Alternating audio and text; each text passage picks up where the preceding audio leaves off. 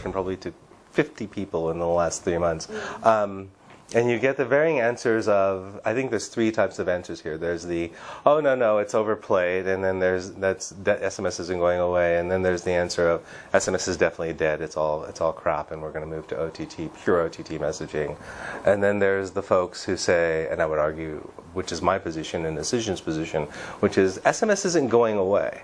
If I look at our markets, we're in 130 countries, right? So we have a pretty reasonable worldview, we're saying, and we're doing all of this traffic. So when I look at the data, it clearly shows that, believe it or not, in some markets, SMS still continues to grow. Certain parts of Latin America, certain parts of Asia Pacific, it's growing and it's very healthy. The revenue is very healthy. The growth is very healthy.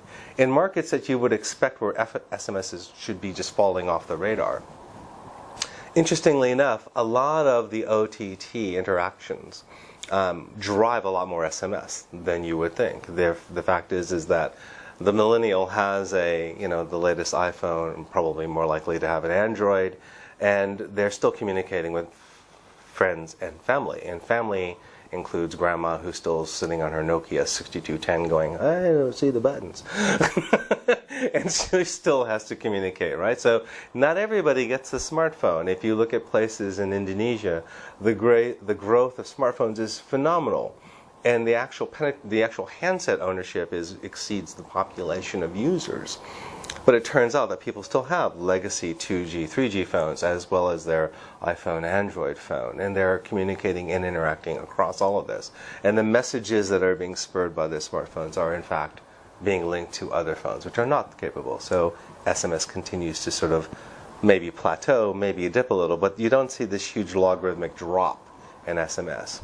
The biggest factor that's keeping SMS from disappearing is the fact that a lot of the ATP messaging, application to person messaging, is increasing. So from one extreme, let's say bank statements or bank notifications, making sure that Barclays notifies you that you have a large debit alert. You want to get that message. You don't want it necessarily to go through an aggregator. You want a direct connection. You want a guaranteed delivery, etc. Right? That premium SMS message continues to have value and perhaps even increased value, certainly in Western markets. So all of these factors in combination seems to be where SMS continues to sort of grow, and overall the growth looks, by anybody's measurement or by the average measurements, continuing to grow but at a much smaller rate through 2018. And then we can have a conversation about whether it drops off or machine-to-machine messaging takes over, or somebody designs a really cool business application that requires infrastructure that continues to push more messages into SMS. I am such a non-typical middle-aged person.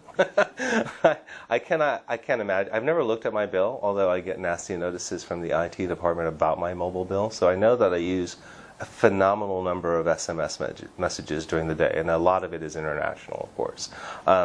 But the amount of traffic that I do on OTT apps, I use about 4 or 5 during the day, is slightly ridiculous. So the norm, I think, for WhatsApp messages is just over 100, 105, 107, something like that across the user base. I tend to send around 150 WhatsApp messages, and that represents roughly 40% of the OTT messaging that I'm doing during the day.